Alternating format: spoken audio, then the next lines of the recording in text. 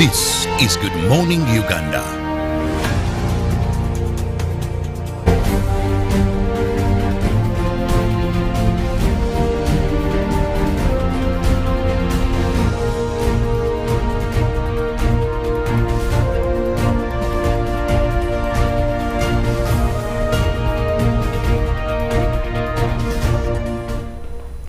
Good morning to you, Uganda. It is a race against time. Why? Because we now count 48 hours to 9th October 2021, when we get to celebrate our 59th year of independence. Welcome aboard. Of course, already in just this week, heading to the celebrations, we have had the Uganda exhibition that is happening in the World Expo, also known as the Dubai Expo 2021. And the Uganda National Day was graced by His Excellency Yoweri Museveni. In this very same week, we got to celebrate Teachers' Day, and World Teachers' Day causes us to remember the importance of teachers in the education sector as we await the reopening of institutions. More or less, today is equally another special day as we gear towards celebrating 59 years of independence, because our national team, the Uganda Cranes, are down in Rwanda, and in exactly 12 hours they will be having a game against Rwanda. A positive result should be a good kick-off on how to celebrate and swing the flag all over. Well, there's so much to expect within this week, even if we still have 48 hours, but more so, there's so much to expect on Good Morning Uganda. Thank you so much for choosing UBC and welcome. My name is Priscilla Naloga and I am alongside distinguished gentlemen. Good morning to you, Felix Nkunda. Good morning, Priscilla. How are you? Very well. How are you? How was your night? I don't remember. I was sleeping. You know that That's song the where point. they say, well, of course, you would tell by probably then if you didn't remember nothing, then probably it was a good one. Yeah. I mean, especially, like, you know the song that says, "Good morning, beautiful"? How was your night? Yeah. That's Chirabo's song. And I'm then sure it goes he can. ahead to say, "Mine was Wonderful. with you by my side." Exactly. Eh? What? With you by my side. In your thoughts. So that's the conclusion. That's the conclusion of the song. Oh, Throwback Thursday. You're throwing back to a nice song, by the way. Yeah, of course. Speaking about throwback, it's also another opportunity, again, being Thursday, for us to remember. Yet there's so much to remember about the olden days, the old times, the good old days, as Martin used to call it. The good old days are here. And of course, as we celebrate independence, probably there's so much we want also to bring back to life. Like, let's look at musicians who shaped the 70s. How I wish Robin was on set with me, but Robert can represent 70s, 80s, you know, by then I think probably, okay, let's talk about the 80s, where, you know, Danny Mugula, the likes of the Eddie Wamalas of the times. Of course, then a bit of Afrigo was already on the scene. Matia Ruima, I don't know if those were of those times. Any musicians, Robert, you know? Of the old days, at least your parents. If you had cassettes. Okay, let's talk about the early 90s Ugandan artists. Oh, at least no, I remember Chance Narubega. I remember the likes of this gentleman is called Mayanja. Is it Mayinja? Ronald Mayinja. He has made songs of Necresio, Kireya, Njagala, we had all those good old days. And here I am asking myself, what are they talking about? I have no idea what you're talking about. Artists that was evergreen, Eddie Wamala. Yeah. Because I got a chance to meet him. Is that the guy who was advocating against AIDS? No, that was Fide Bongo Lutaya. Okay, all right. But Eddie Wamala is one man, he used to go to a church called Mugongo. He was an Anglican man and very strong in his faith, Mugongo Church of Uganda. So one time I go with my dad, and celebrities have always been celebrities. But one thing I noticed about this man that artists today maybe may not have, the man was very smart. Artists of those days, one thing that would identify a musician was smartness. Yeah. Right from the shoe, there they used to iron their trousers. Some would put on kind of hats. You would, you know, they would have that line. I looked at El Shama, Eddie Wamala, and my father just told me, "Abayimbi bwe batyo." So I grew up having this mindset that an artist is supposed to be very smart, decently dressed, And I think of late I see it in maybe the likes of Walukaga. Somehow you find him with that. But even other artists are really smart, I'll tell you. If you've met them in person. Gentle appearance. Of course, today the trend has changed, we must say.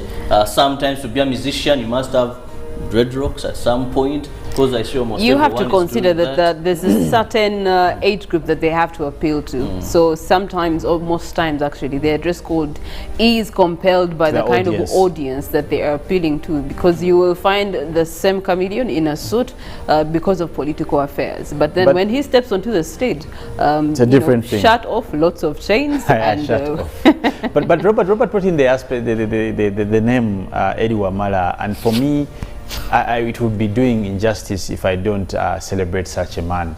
I don't know if you know of any of these songs, Priscilla, at least. I do not know any. You don't know the song called Viola? If you can sing it, maybe I can. Oh yes, I've heard of that one. Yeah.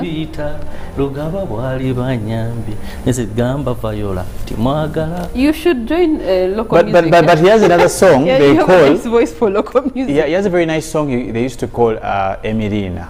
Emirina. Yes. Now he talks about a friend, a very close woman friend, that the wife used to mistake to be a girlfriend. And he says, I wish you know what this woman has done for me. And if he has done those things for me, he has done them for us. And if you may accept, let us name our first child, Emirina, after this woman. So it was Emirina. Wow, that would be trouble in the It's a beautiful song. And then he talks about Namira. I don't know if you know the song Namira, Robert. Namira Njagala.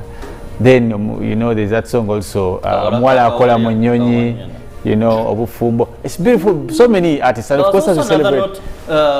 Funny character, that was the late Prince Joe Paul Kafeiro, the African boy. The African boy. Yeah. This was also one of the musicians. Oh, yeah. He sang one very inspiration song about HIV/AIDS, Warumbe Zaya.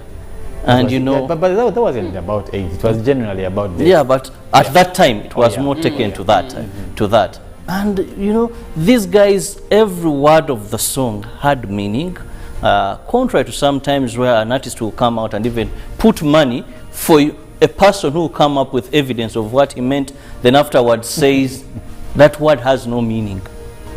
Actually, so no one can take that money. People like Paul Kafeiro, up to recent, we may never replace them. If you listen to songs like Nantabulirirwa, Bradina, Orimi Lwange, you listen to, you know, Yenze Ngandabye, Mwala wo Mzungu. So, Mwana wo Mzungu. All these songs, and then as Robert has said, you compare to these songs. The likes of Basude, you listen to songs like Basi Dunia, Awachala Babei, all those nice songs, you may never have them again. And all this conversation brings us to memory of Peter Kakoma, the man who composed the Uganda national anthem back in 1962. And it was the song that led this country. And it's the song that continues to shape the narrative of who we actually are in terms of our beauty, our nature, our climate, and our character as Ugandans. So to Peter Kakoma, as of this morning, we get to celebrate you as we look forward to the 59th independence. Expectations from Good Morning Uganda today are high, but we'll be letting you know those later on. For now, we have to give you a recap into the stories as to what exactly happened and transpired in the last 24 hours. And as we gear up to independence, the fight against corruption and fraud in this country has never come to an end. Why yesterday we saw the Minister of State for Economic Monitoring, Peter Ogwang, who ordered for immediate investigations on the expenditure of the 43 billion for the entire Kagadi district budget for the last financial year. Ogwang, who had gone for a fact-finding tour of government projects, discovered that government projects does not have bills of quantities report on paper. His visit saw 4 officials attached to Kagadi district local government being summoned by Isunga police for investigation and to record a statement of allegations of shoddy work and fraud. State Minister Anti-Corruption Unit has pledged to settle disputes between religious realms in Lango and Acholi sub-regions over ownership of over 50 schools. Colonel Edith Nakalema has directed immediate investigations into the matter and that the Ministry of Education provides status reports of schools under contagion. Still looking at some of the stories in our news, we look at child abuse, where government has noted the alarming high rate of child abuse, majorly in the forms of defilement, physical torture and teenage pregnancy. The Minister of State for Youth and Children Affairs, Honorable Sarah Mateke, puts the high increase on negligency of parents during this COVID-19 period. Minister Sarah Mateke was addressing journalists at the Media Center in Kampala. And finally, the State Minister for Information, Communication Technology and National Guidance, Joyce Nabosa Sebugwao, has urged fathers not to neglect their responsibilities in families where children with cerebral palsy disease are victimized. She was speaking during the celebrations of World Cerebral Day in Chiwatule Recreation Grounds, Kampala.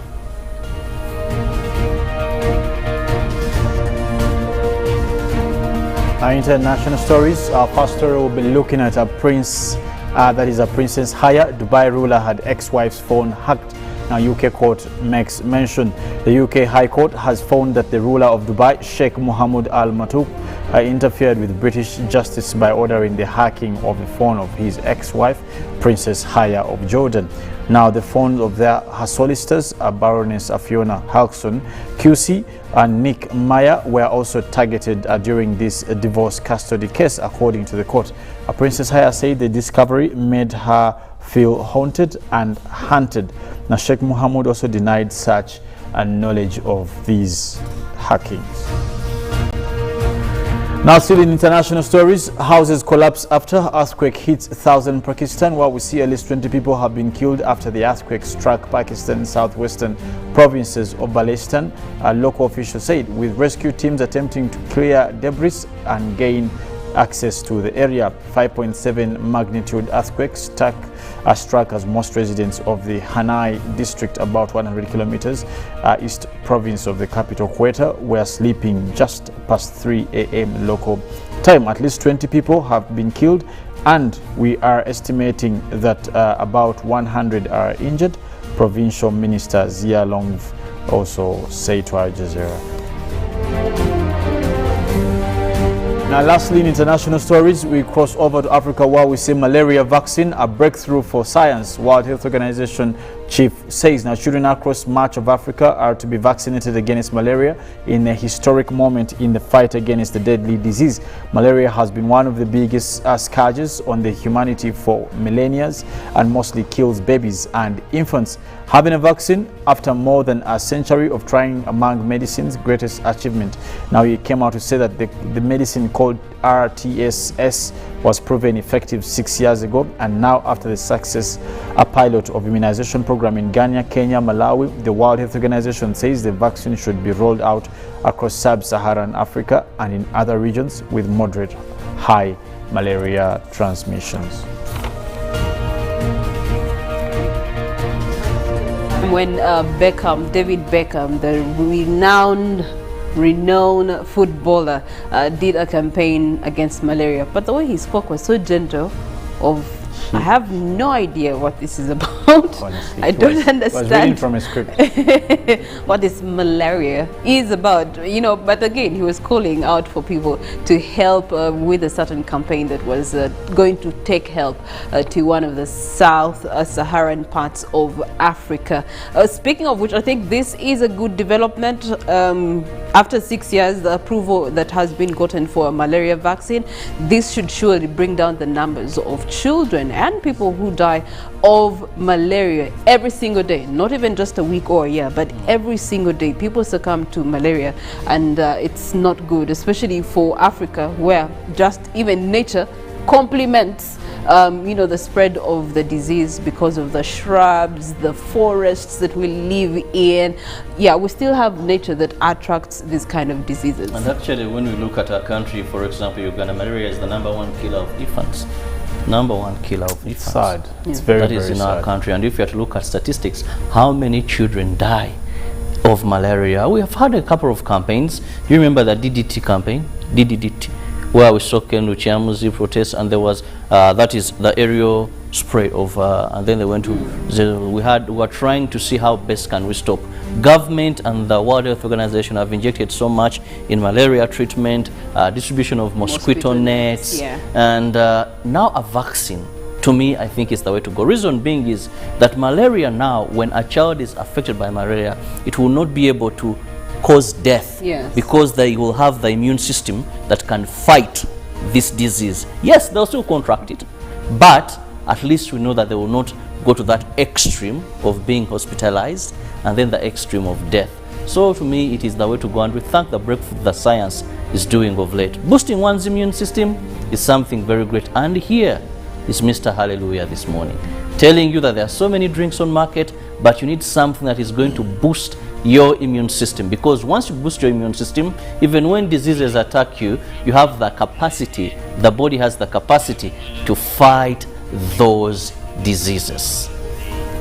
Okay, all right. As we journey on to Good Morning Uganda till 9 a.m., we definitely have a lot of engagement. Felix Nkunda, what are we having in our newsreel this morning? Well, we'll be also trying to look further into what's happening in Parliament in terms of politics. We have the opposition guys back in Parliament, but did they cause effect?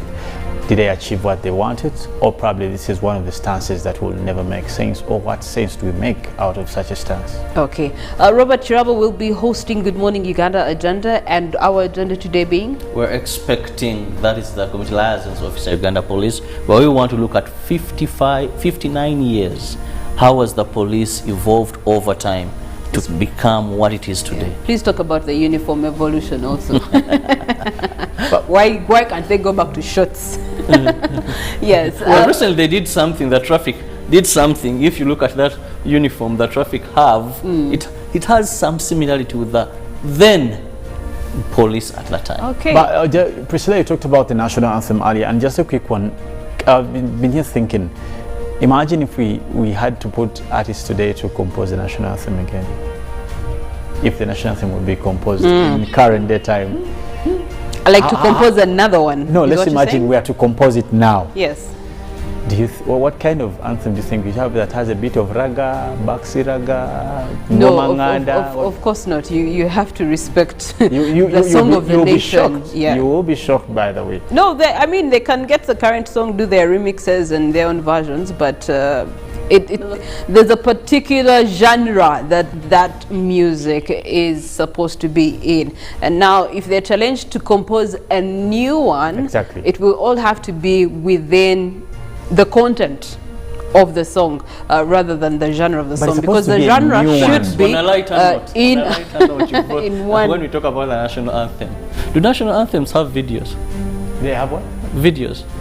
What do you mean videos? For example, every song you have the audio and then there's a video of that song. So anyway, on to our poll question this morning. We want to pick your minds about a certain matter of national importance, as Robert would call it. How can government guarantee inclusive participation of all citizens in the independence celebrations? How can government guarantee inclusive participation of all citizens in the independence celebrations? Hashtag UBCGMU on the WhatsApp line. You can send us a WhatsApp and let us know how you can be a part of this independence celebrations, given the fact that it's in a new normal. COVID-19 has now affected our gatherings and how we actually get to celebrate some of these things. Yes, the president did give extra room for more people, up to 200, but then again, it's not the same feeling. So for now, how can we best celebrate independence? Also, speaking of celebrations, we get to celebrate by having memory of the music these gentlemen have been talking about. Felix would know better. That music that used to have some nice guitar tunes that tin tin tin tin tin tin tin tin tin tin tin tin tin tin tin tin qua qua qua. You know those songs, Robert? You remember those days? The good old days are coming, and let's have a song for the day. Well, we'll be at least listening to some good music of the man himself, that is Eddie Wamala, one of the most gentlemen I know. That of course doesn't live now, and may his soul rest in peace. Let us take a break, have a song for the day, and we will be back, myself, Priscilla, and Robert.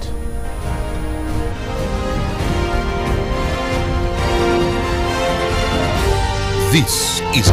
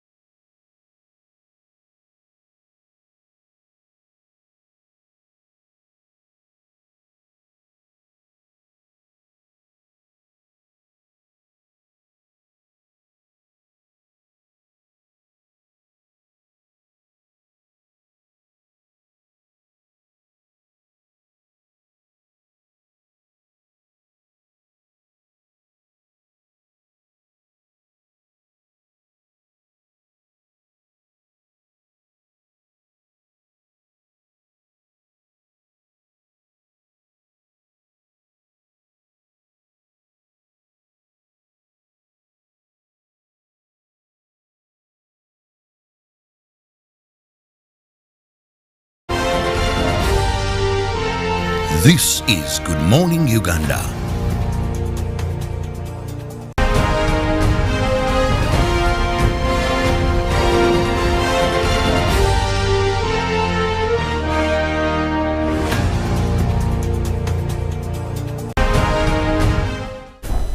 Fifteen seconds past the hour of 7 a.m. this morning as we start off the 7th of October 2021. We get to have our newsreel here on Good Morning Uganda as we continue to watch UBC. My name is Priscilla Naluoga. I am alongside Robert Chirabo and Felix Nkonda as we get into a newsreel discussion, just to have a recap onto our poll question, which we want your engagement in. How can government guarantee inclusive participation of all citizens in independence celebrations? How can government guarantee inclusive participation of all citizens in independence celebrations? And that is hashtag UBCGMU, and of course on WhatsApp you're looking at 0709 60 25 92. Also on Facebook, UBC TV Uganda, and for those of you who are streaming on YouTube, you can also leave a comment there as well.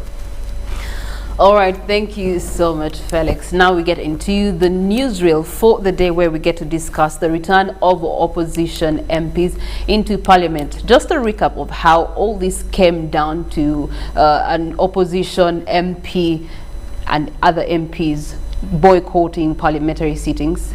We've been having the Masaka, Greater Masaka regional killings, and the Bijambia have been a resounding insecurity in Masaka, upon which arrests were made, and there was arrest of 2 MPs. We did have the arrest of Alan Sewanyan, who is the MP for Machingie East and then West. And then we also did have Mohamed Segrinya, who is the Kawempe North MP, also arrested. Upon their arrest, of course, they did submit a request for bail, which was granted to them by the courts of law, and they were granted bail and released from custody. However, moments after their releases, they were rearrested by security officers, which is still the case up to today. The result of that is that in Parliament, opposition MPs decided to resolve the matter by boycotting parliamentary sittings, which has been a week now since they did that. Their motive was to ensure that they mount pressure on securing the freedom of their fellow legislators, a matter that was much respected by Parliament, and as of this week they get to return back to Parliament and continue with the affairs or the duties of any member of Parliament, from which we want to draw our conversation. And one, we want to first understand, is this a precedented act? Felix Nkonda? Precedented, yes. It is even further than that, Priscilla. You must note that, you see, politics is not limited to practice. That's why it may rather be defined by fashion and style, just like people who do clothing and what. Politics has styles, and the style of politicking will be determined by the opponent, the kind of opponent you have. That's why if you've had some of us who went to schools, and you would know what to use when you want something from the administration. You've seen some universities that always there are strikes, and probably if there could be online strikes, you would have them even in this time of COVID. People have been striking like all the time. You have some universities where you see sit-down strikes. Basically, what I'm coming to is that there are styles of politics. Now, in Uganda, I think we had that same scenario with Ogenga, that is Professor Latigo, when he was head of, there was a scenario where they moved out. Even in the 80s, the then member of parliament for Kampala, the name I don't remember, left the NRC then, which was the more or less a parliament then, because of, I think, they had a... So boycotting or leaving parliament or marching out of parliament is symbolic. We may discuss it loosely as a country, or we may not even discuss it because the country is not interested so much itself in it, but it is symbolic. And I would want to borrow the mind of the Honorable Matthias Mpuuga when he mentioned before, when he led his team out of the chambers. He was clear and on record by saying that they felt a bit belittled by how the institutions of law, and he also quoted the office of the Attorney General in how the matter of their colleagues was handled. So their marching out was a symbol of dissatisfaction in how the legalese was playing out.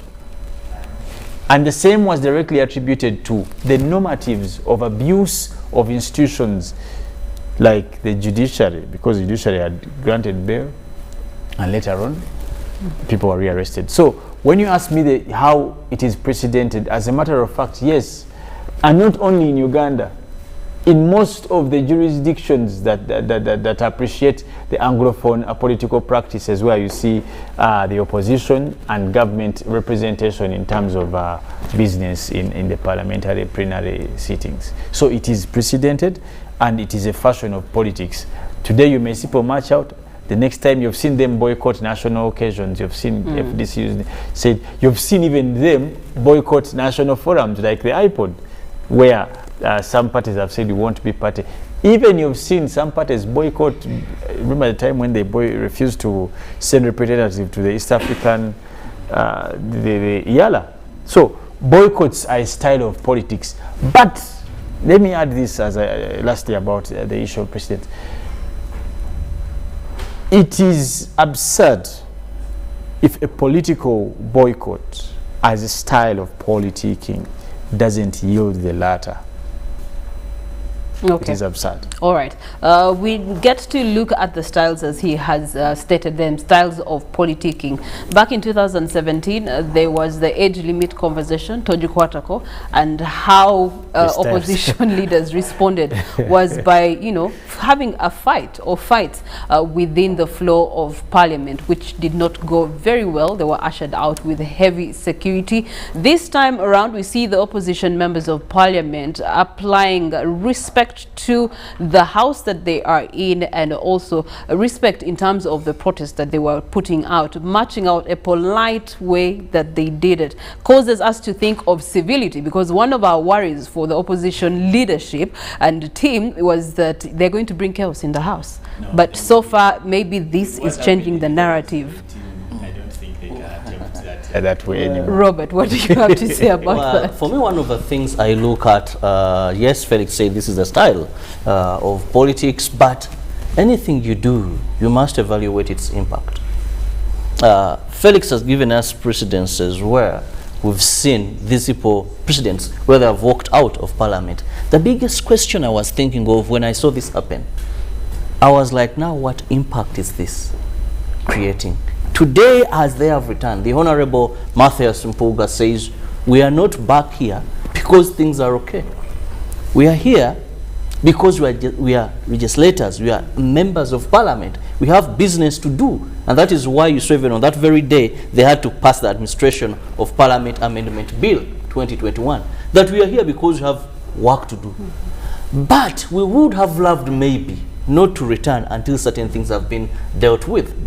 When we saw what happened in 2017, what you've just talked about on that 27th of September, many Ugandans know, the international community, what happened in that August House. What is the impact? So as long as there is, you know, the first time you do something, it can cause shock, it can cause awareness. When you do it repeatedly and you're not having an impact out of this, as we speak today, the greatest achievement is now they know where these members of parliament are being held. Second, was this the remaining or the best alternative to solve a solution? I've heard where someone can write, where courts can write to security agencies telling them produce these people either alive or dead, where they can foster justice at a speed. But always opposition has had challenges because of numbers. You know, when we come to democracy, where it's a game of numbers, look at the current parliament, where you need maybe 2/3 majority still, even if opposition was out of parliament for the remaining part of time, and there were critical bills to be passed, they would still be passed. We saw that in the 10th parliament, we saw that in the 9th parliament, We've been seeing it, and even in the 11th Parliament, I don't think it's going to be any different. Because when you look at how they are composed of, you find that out of the 529 members of Parliament, NRM will have their 336. When you bring opposition, your total is about 109. So the problem is, these acts, have they created an impact? Have they created tangible results? I think that is what we should be addressing. Continuous boycotts, what impact have they created? If not, then what other alternatives are there? Okay, I will return to you in that regard. We did have Kira Municipality Member of Parliament, Semujunganda, who's an FDC opposition. We had him say a statement that was provoking a question: the extent in which Parliament is willing to actually handle matters of MPs in such cases where the two MPs are still detained. And it provoked the question of what is the protection, what is the welfare, and what is the help that Parliament should be extending to its MPs in such a time for them as this, because they want to be the first and they're not going to be the last. I think my koja should know better. There is nothing Parliament can do. In fact, it is vulgar for him, even for his thoughts to venture in such wilderness. Previously, there's nothing Parliament can do, but now something can be, you know, resolved. I think I'll tell you why. I'll tell you why. I see the school of thought where it is illegal vulgarness for him to think that way, because before the law, no matter be so, there is that beneath the same we all strike as barefoot nationals, right? And regardless of the tower, or what you want to call the beacon of being honorary in your August House or pigeonhole, you may call it, you still subscribe to the legalese and the drafted laws of the land. The laws strip you naked of your honor. It's what I'm trying to say. So you will not get any particular privilege. The only thing that can be asked, and I've seen the Honorable former Speaker of Parliament, Rebecca Kadaga, continuously has been having higgies and haggles between Parliament and the judiciary because of the failure to uphold the normative of being barefoot in terms of how the law approaches individuals. So in that assertion, Mr. Semujunganda, Honorable, is wrong to assert that. I have seen with my own eyes members of cabinet being taken to court. Haven't we seen this? We have seen the former vice president of this country. We have seen former IGPs, the generals of this country, being taken to the docks. And that is symbolic that the laws of the land shall strip you naked. It's what I call the barefoot. It will strip you barefoot in terms of application. So, and this is why even the leader of opposition knows it, because he's a scholar of law, most recent. He knows it, that all he can do is mount pressure but not cause any action. No wonder in their assertion as opposition, they do not disregard the processes of court. Their only issue is the mannerism of enforcement and how it executes whatever so be mandate they have. For example, like the rearrest after bail. You get it? For them, that's their issue. But because they know they are limited in how much they can entangle themselves in a matter that is sub judice. Okay. Well, Felix rightly says that everyone is equal before the law and it strips you naked. But when I was watching Honorable Semuju, I think he was a bit more concerned on the welfare. That is why welfare in terms of what? Welfare of these members of Parliament. And how they are eating, how they are sleeping, I don't know. Because when the reply from the Deputy Speaker, her answer was, these MPs are still getting their salary. His concern was more on welfare. That is why if you followed so broad, I don't know how of members of Parliament, their families, he was more concerned at that. That's why even the reply he got, he wasn't more regarding the law and how the process is going to be handled. Now how is that his business, the welfare? Because that is what he said.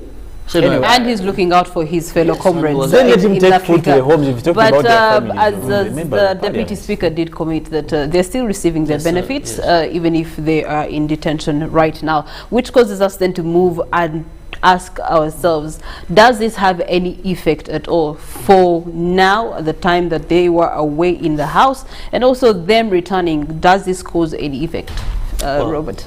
Them returning, that is good, because we need debates. We need balanced, fair debates. Because, like I said, their absentia, still, if you didn't have the opposition, yes, Parliament would not go to a standstill. Debate. Because one of the things we know is NRM has the majority, and they'll still pass bills the way they wanted them to. But the input, contrary voices, elements that come up with direction, in depth in some of these issues, alternative, maybe can shape, and have always shaped. Sometimes we've seen even minority reports where members of the opposition at least put something on record. It may not be respected then, but it has gone on record, and maybe one day sometime we can refer to that for better decision making, for better policies. So yes, their presence has an impact there. And second, they're also people's representatives. Yeah. Those supposed representatives. However, sometimes you wonder this representation as well, if it really goes. But that is something very vital. Particularly, we know the the likes of Segirinya. You know what he has been doing in Kawempe, taking food, trying to be engaging. So for me, in that aspect, but I don't want to go into the aspect of Parliament because I've not seen of any of those two make substantive debate, as Robert called it. But I know that their constituents, they need them. I've seen Segirinya carry food from door to door to the elderly, to the children, to what.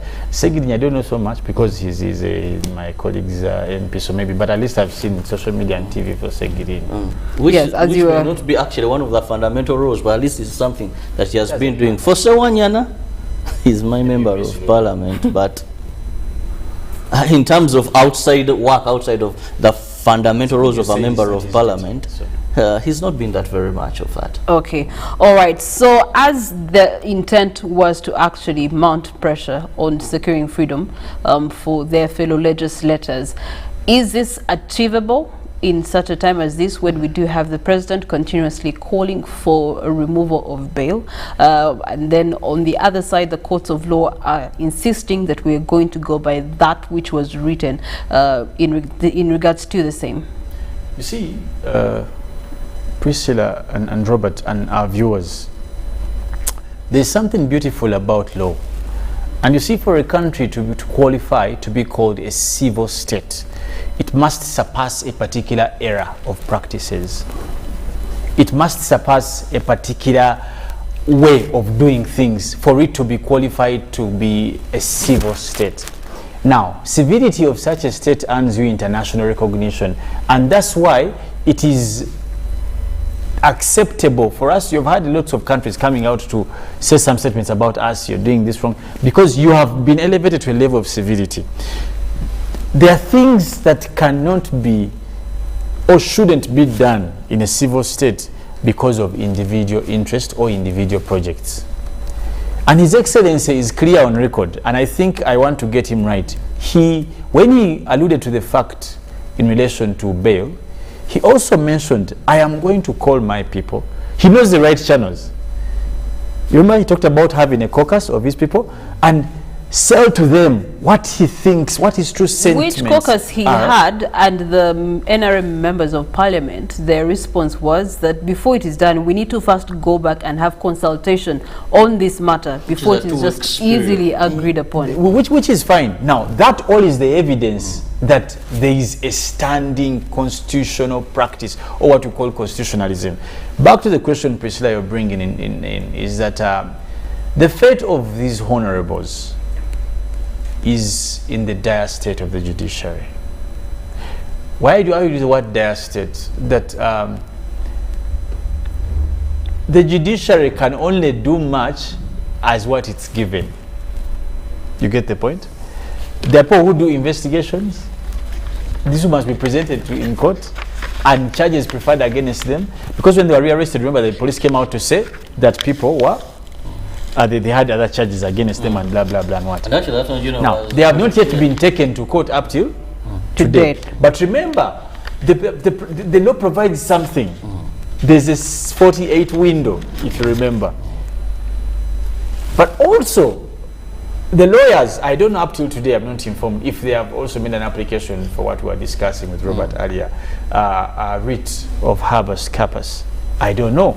But if that has been so, court shall order the institutions to present them dead or alive. So there are legal channels that can be taken, and I know so much my senior, the Lord Mayor Lukwago is aware, and also Malende, Honorable Malende is aware. They know at least the channels to go through. The parliamentary pressure can only do so much, and as Robert said, it is a total waste of time. Let us put pressure in the right places. Yes. Let us go to court, and all these people know what to do. You can imagine the brains of the likes of Honorable No, you see, Felix, for me when I saw this happen, let them go to the right channels. For me when I saw this happen, Priscilla, and one thing that came to my mind, you know, even in law they look at the intention. What was the intention of this boycott of Parliament? If you boycott, then I should already have T-shirts well printed.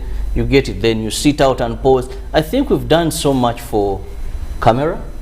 We've done so much politicking. We've played to the gallery. Because for me, to the best of my knowledge, the 11th Parliament has smart lawyers, has smart legal brains that are very, very aware of alternative channels they could take that would yield better results than even the protest.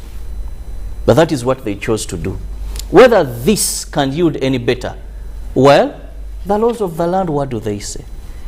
And how do you use the very laws to ensure you get what you want? Protests, I don't think they can force in any way, because they have been done over and over and nothing tangible has been yielded out of them.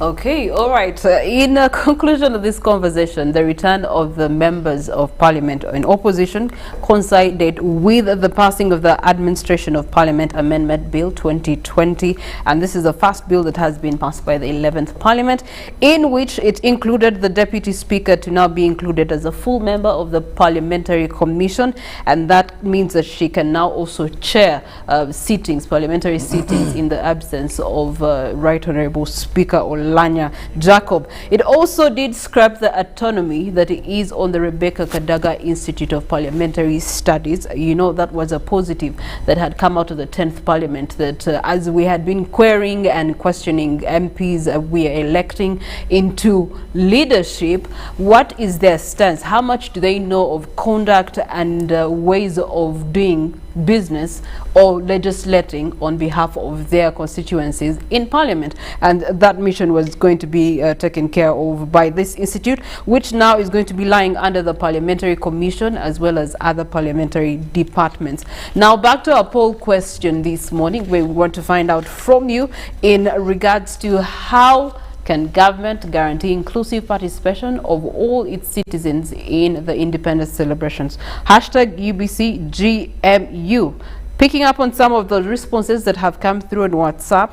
Good morning, Priscilla and team. Inclusive participation in national celebration can't happen in reality. Millions of shillings will be spent on few individuals, while pregnant women can't even get better facilities. Doctors, teachers and other professions still demanding on how to better the services for that are not being attended to. And that is from AK. Thank you so much, AK, for your submission. Maybe it should be the other way around. Government should celebrate by actually injecting this money into some of these dire sectors that need current help, if we can call it relief for that matter. Another response here. Good morning, Felix, Priscilla and Robert. I think government should declare 9th October a public holiday, but it is a public holiday. It's just that it falls on Saturday, which reminds me, in Kenya, when a public holiday falls on a weekend, it's transferred to the next week. No, but elsewhere, even in the world, even in the US, even in the UK, actually for them, in the US, for a matter, they don't have public holidays on weekend. They're all on Monday. They're always all on Monday. Even those that are on Friday, they push them on Monday. Okay. Because there it creates more meaning. Otherwise, sometimes why these days were put aside is to give them the due diligence. People to be off people work to observe and celebrate people and to understand. recognize. during so the maybe weekday, that's can the just pass solution by. we've been waiting for. Thank you, COVID-19, for bringing up this idea. If adopted, it would definitely be good. 9th October public holiday, and all shops in the city should be closed. All people must be at home watching the celebrations on their TVs. But still, they should show some history of how the colonialists used to treat us under their leadership, how Africans fought for their rights, mention names of some African leaders who fought for this cause, the whole journey of independence. That's how we can find the day relevant. Hence, reason to celebrate it. Derek Gargamel. Thank you so much, Derek, for your input in that regard. Well, we'll continue checking out more of your messages as they do come in. But here in UBC, of course, we will be giving you those historical events as and when they happened. So you have to stay with our programming up until the 9th of October. We intend to bring that to life. And still on Good Morning Uganda, we now get to continue with what is making headlines in the newspapers for this 7th day of October. Later on, we get to look at traffic, and the journey will continue with the agenda, and Ruben P. Chividango will crown it with sports update, looking at the Uganda Cranes journey tonight against Rwanda.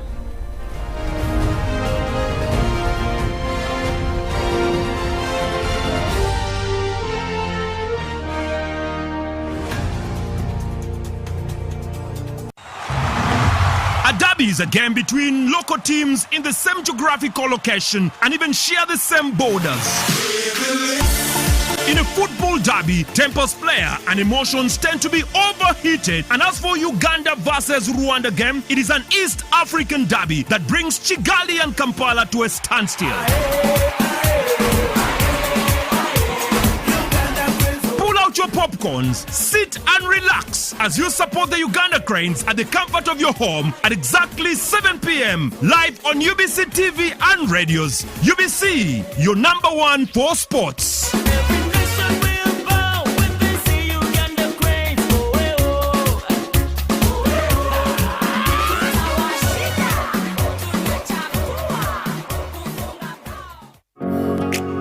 It's no secret that ICT makes learning easy. The strides made in our field could not be possible without it.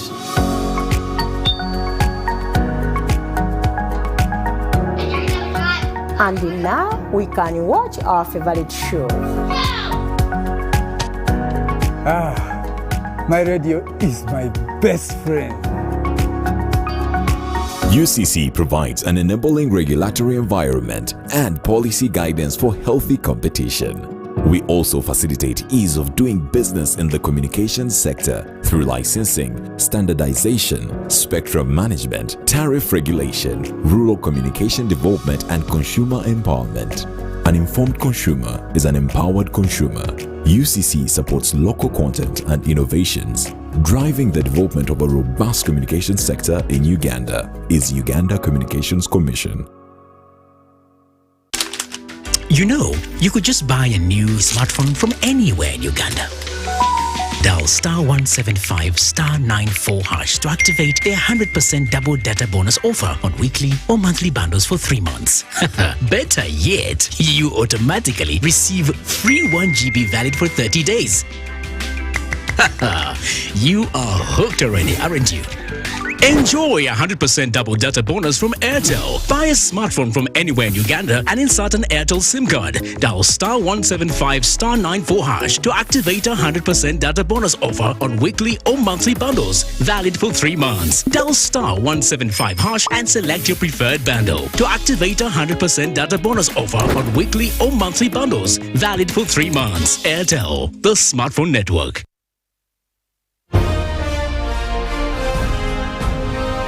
Live from Now Avenue in UBC Studios. This is Good Morning Uganda.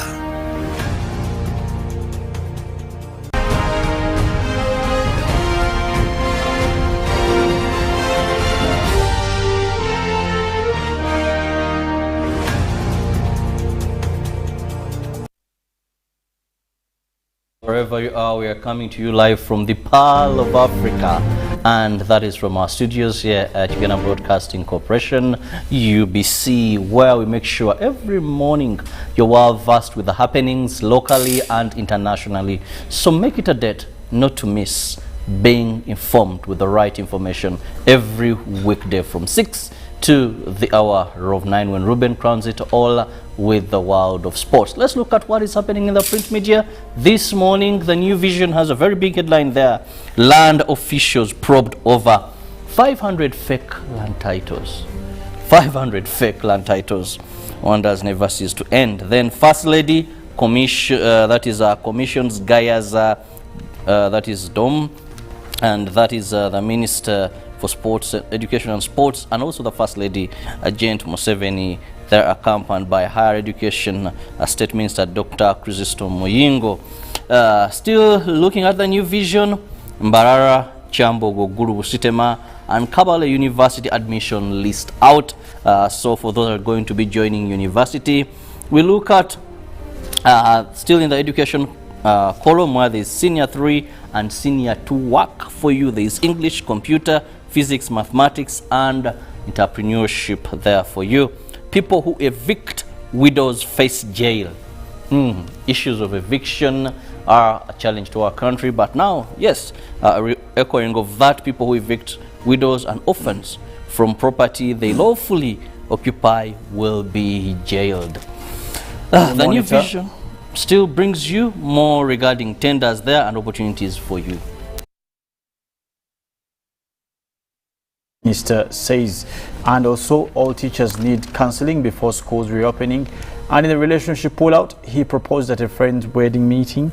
But also suspect killed in raid targeted local politicians, police says. And World Health Organization approves first malaria vaccine in the breakthrough. And you aren't on holiday, officials in Dubai are told.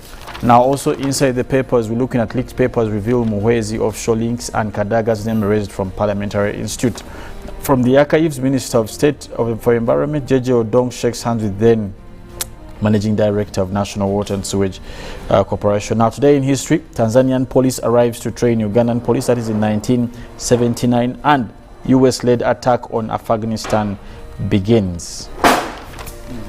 Looking at the New Vision this morning still, we begin with a COVID-19 tracker where new confirmed cases are 92. We have the positivity rate at 3.4%. New death, 2 people have succumbed to COVID-19. Total death in Uganda, that is at 3,165. Get the vaccination. That's the only way we can fight this death, severe illness and hospitalization, but also perfect the soaps, because no one should contract COVID when we know how best to prevent it. Still looking at facts or myth regarding COVID-19. Can oil supplements protect you from COVID-19? Well, the experts give you the answer there. Uganda at 59 years. We look at the museum. The Uganda Museum opened, that is its doors in 1908 at Lugard's Fort. The picture there, old Kampala. It later moved to Makerere University. Then now they give you the present day museum that is at Killer Road, Chitante Hill, that was opened in 1954. Did you know when Mothers Union started? That is the body that brings together married women in the Anglican Church. While the New Vision gives you more of that when it was started. Now in sports, World Cup we come there. That is for the cricket team. Now Uganda takes on Rwanda in crucial World Cup qualifiers there. We expect a match out of the boys. Now UEFA National League there. Nations League showdown. Belgium, France meet at the Allianz Stadium in Turin. Also double barrel City Brest for battle in Mbarara, where we'll see their guys come off. Now Cranes confident of turning point, and Mugerwa turns to She Cranes, but also top football players to compete in anticipated UCU Mukono Open. Well, in the New Vision Sport, it's all about today's game. That is Uganda and Rwanda. Let's go and win. They give you how the table will be today at 7 p.m. Rwanda versus Uganda. Then Sunday shall have Uganda, Rwanda. 11th November, Uganda, Kenya, and 14th of November, Mali and Uganda. But also we look at, that is the African students at Mark 4, that is the Federation of African University Sports that is kicking off there. And of course, who are we lying on more? Bio is likely to lead the lines. These and more. Don't forget, Ruben will be here to give you all the sports updates and the catchy stories in the sports arena. Now also in the Daily Nation, we see there storm over UDA party lists disgruntled members protested and list of 31 officials saying it was not satisfactory. Now of course, former Prime Minister hosts allies for 3-day retreat and new faces in Raila's inner circle. More of that inside the papers, but right now, thank you so much, Felix Nkunda. We get to look at the traffic update from where we left it off yesterday in Chira town, and we get to see alternative routes that can get you from Chira town and maybe connect you to Gayaza, and for the people that are getting into that side of Kawempe division, we get to see how all these get to connect in that regard.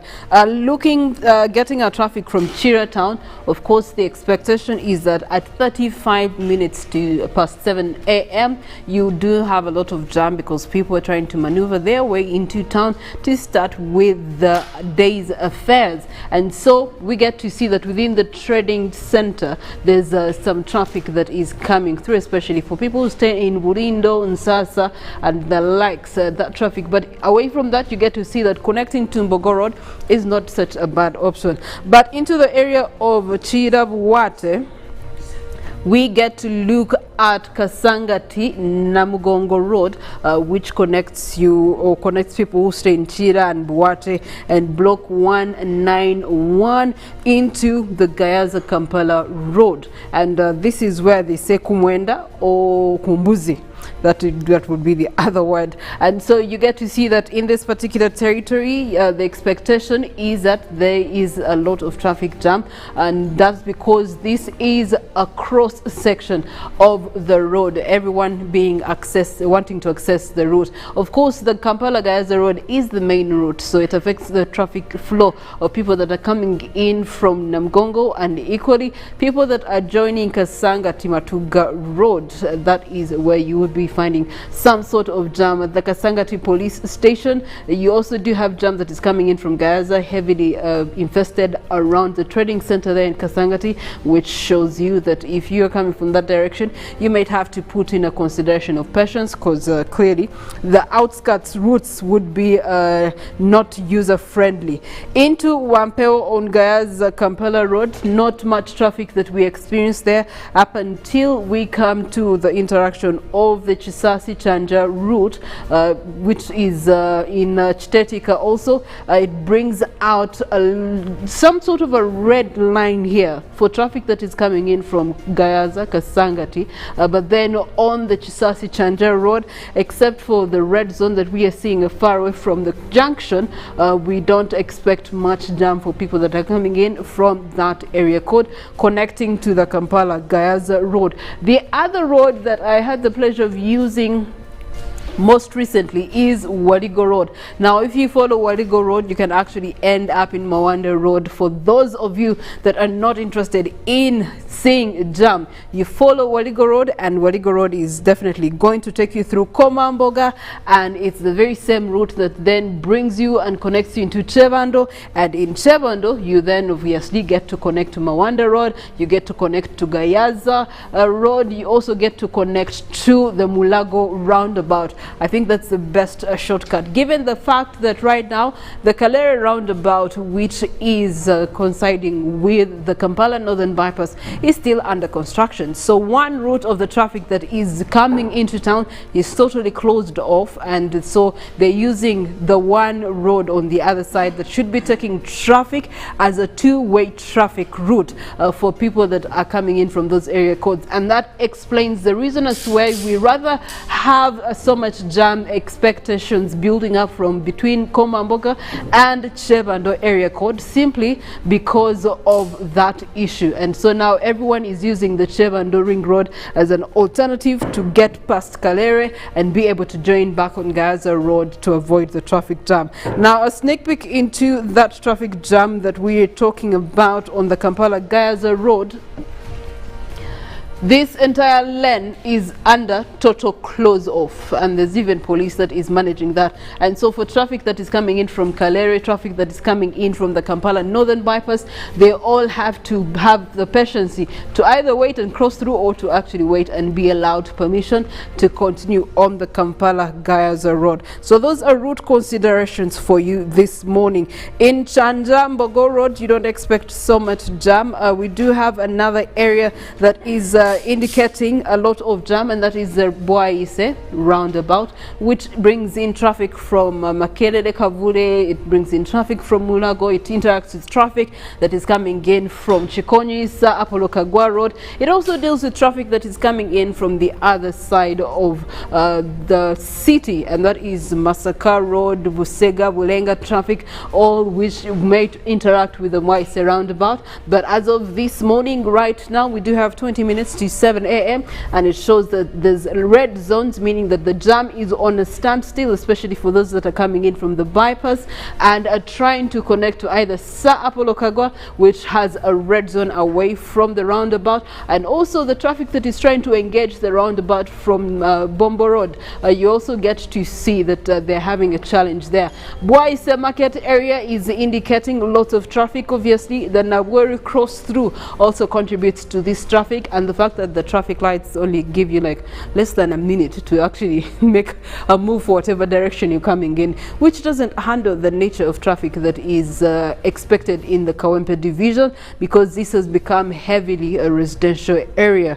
And those are some of the considerations for traffic. Following on the Kampala Northern Bypass, equally in the areas of Nagweru connecting to Hoima Road, you get to see another challenge there. Hoima Road, now this is the area that comes in from Kasui, traffic that is coming in all the way from maybe Rubaga, interacting with this roundabout here. Not much. Orange lines only show that they slow down simply because of the alternative ways of actually getting around the roundabout, but also commuter taxis do contribute because they have to stop and either offload or load passengers. But away from that, the Hoima Road interaction with the Kampala Northern Bypass is not looking bad this morning. Now, when it comes to the Masanafu roundabout, Masanafu deals with the areas of Bulange, deals with the areas of Mengo, Rubaga, and you get to see that there's an interesting red zone of traffic that is growing long, and yet it is heading into Sentema Road and into Lugala. That's around the trading center. So until the Lugala trading, a long line of traffic jam. Two reasons as to why this is so. One, the road is narrow, and those that were given the contract to construct it, they did their job, except that they did shoddy work. And shoddy work is something that the Premier is not happy with lately. Anywhere she finds shoddy work, believe you me, Honorable Nabanja will make sure it is stopped or rejected, and quality is served to Ugandans, quality services for what they actually pay in return in terms of taxes. So that's the challenge on the Sentema Road. There's so many potholes, the tarmac is eaten up, and yet on either side there's long drainage systems, which makes it hard for vehicles to, in some routes, pass, with a two-way traffic. So it has to be one-way traffic consideration. But away from that, back to Masanafu roundabout, you continue to Sentema Road, there's not so much jam we see there. Kampala Northern Bypass is what we are looking at. And now we come to the three roundabouts that always cause a lot of traffic jam, yet there should be a solution. Masaka Road obviously bringing in a long stretch of traffic that is being experienced at the Sega roundabout there, and the red zone of the traffic that is coming in from the Kampala Northern Bypass and trying to head on to the likes of Nateta is also having a long line. Of course, there's a market here, the Sega market, which affects the flow of traffic. Equally for traffic in Bulenga, there's always traffic every morning and every evening, so that's a duly given. So people coming in from the areas of Bulenga, please put that into consideration and save time by getting onto the road earlier. Away from that, we get to come back to your responses in regards to our poll question this morning. Good morning, Priscilla. Independence Day must give us to do things right by pardoning some of the prisoners, including those MPs, because the law has been abused already. So the forward is to think of the country, and thank you. This is from Abura, and you love our show every day. Thank you so much, Abura, for your response there. We also get to look at another response here. Basing on the act the legislator did was not a good sign of maturity. I think it was not better for them to move out if they knew that they will come back, since it didn't see the impact of the move. If you know how your enemies behave, you just wait for the day it will decline. Sultan. Thank you so much, Sultan, in response to our newsreel conversation where we were talking about the return of the opposition MPs to the parliamentary sittings. Hello guys, thank you for the show, but you don't leave us your name. Please kindly leave us your names. We would like to know you by name. Tony Kent Chose says, greetings folks, well done by the way. Well, I think it is led to have all citizens participating in the independence celebrations. Agreed. Why the minds are filled with COVID-19, recovery in academics, recovery in finances, recovery in economy and social aspects. Many Ugandans believe national days are for those in government. The governors of the nation should build a bridge connecting to the people so as to create a unity that has seemingly vanished. That way, with celebrations forthcoming beyond 2021, the numbers shall return. Tony Kent Chaze, who is at Magic 100 right now. Well, thank you so much for your opinions in that regard. Yes, it may be too late, but we still have to plan for the future on how we can engage ourselves. At the end of the day, the reality is that COVID-19 is here and it is real. We ask of you, we beseech you, that even if you're doing your gatherings with the 200 people, make sure that you wear your mask and sanitize at all times. And if anyway, do not hug, just do the new bonga, the elbow bonga that the president did show us as a way of greeting your comrades, your colleagues, your friends, your family. That way, together, we can keep ourselves safe. Also, immunization is on. So get to the health center nearest you and get yourself a vaccine. A first dose, a second dose, you need all of them. So don't wait any longer. Now is the time to act. Good morning.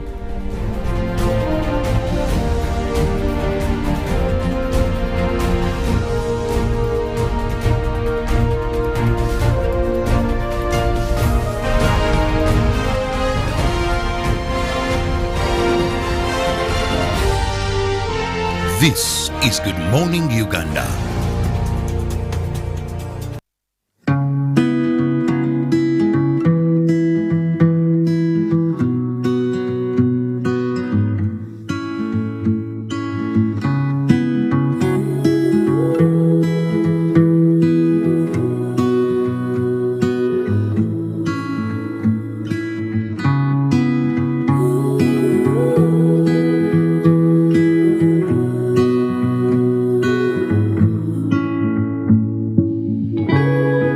Vaccinated today so we can get closer to the normal way of life. Echa COVID-19 chija kugwa.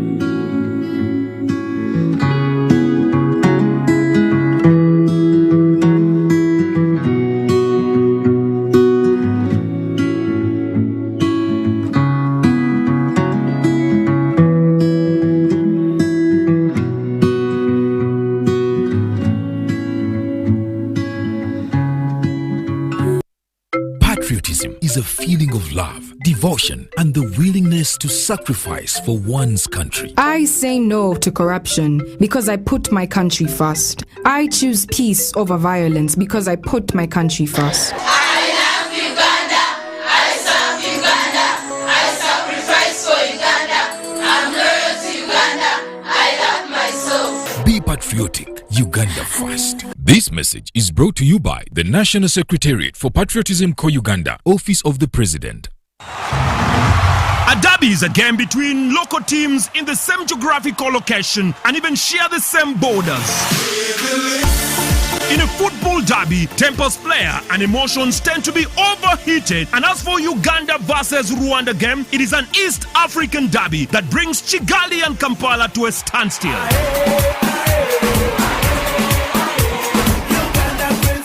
your popcorns, sit and relax as you support the Uganda Cranes at the comfort of your home at exactly 7 p.m. live on UBC TV and radios. UBC, your #1 for sports.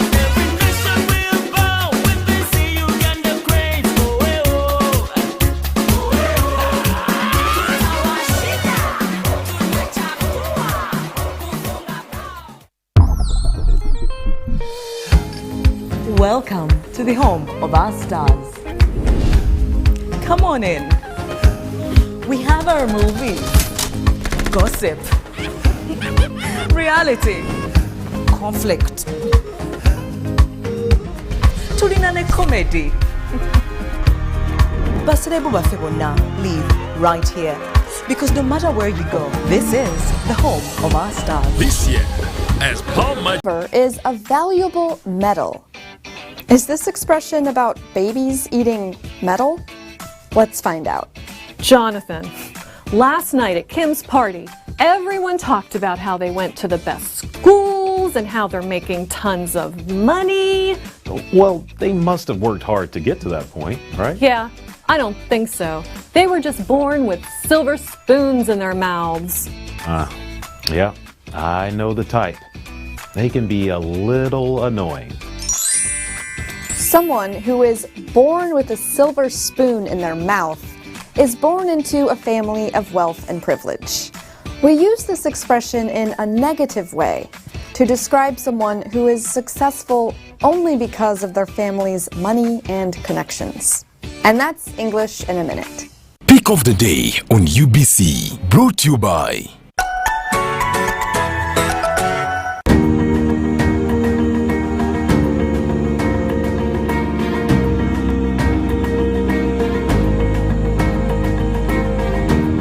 was brought to you by. We've cut and reduced our MTN Momo withdrawal rates. Now you can withdraw mobile money at the lowest rates. You also get MTN Central Points when you deposit, send, and withdraw MTN mobile money. Visit our Momo agents countrywide and withdraw mobile money at our reduced rates from 1st May 2021. Everywhere you go. MTN.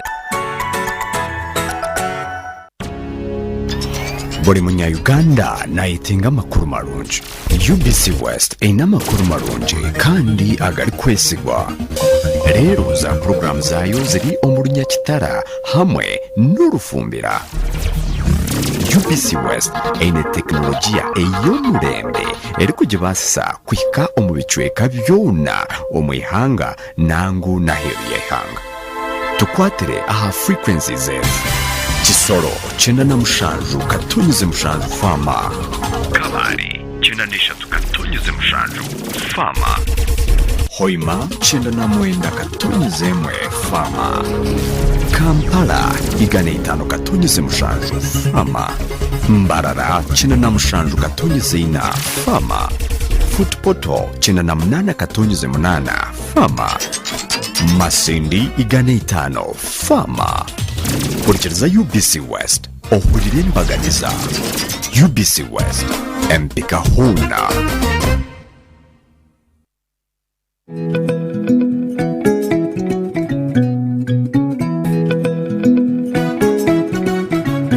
My home, I smile when I think of you, Uganda. My home. My home, I dance when I look at you, Uganda. My home, oh my Uganda. I know with you I'll always stay forever. I know, because I feel that we belong together. My home, my home. On that night on my heart, mommy, oh my Uganda. Hey mama, My Uganda. My Uganda. My Uganda. My Uganda. Nigokona. My Uganda. Amari alemira. My Uganda. nyoe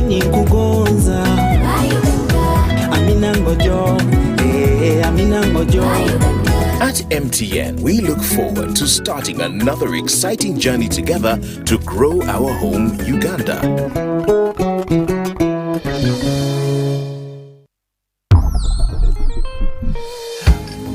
Welcome to the home of our stars. Come on in. We have our movies, gossip,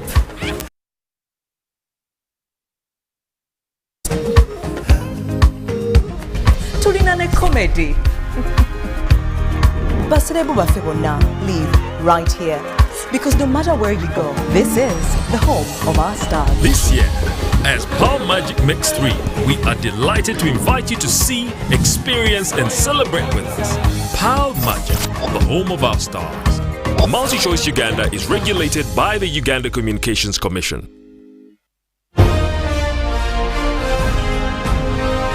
Live from Now Avenue in UBC Studios.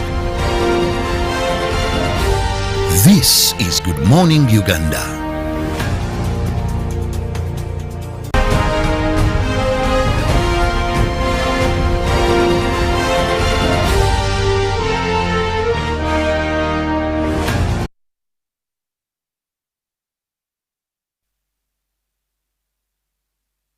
A few minutes to the top of the hour. Thank you so much for keeping it on UBC TV, and welcome to Good Morning Uganda Agenda, where we usually have a guest in our studios and we discuss issues of national importance, and you're able actually to be part of the topic of discussion by simply going to our social media platforms. You can send us an SMS through our number that also doubles as the WhatsApp number. So either send a WhatsApp message or you send us an SMS, and we'll be reading them, any question to the guests in studios. As we gear up celebrating, that is the 9th of October, where we got our independence as a country. Today, we want to look at the Uganda Police Force, how it has evolved over the years since independence to the force we have now that has about 46,000 gallant men and women whose mandate is to protect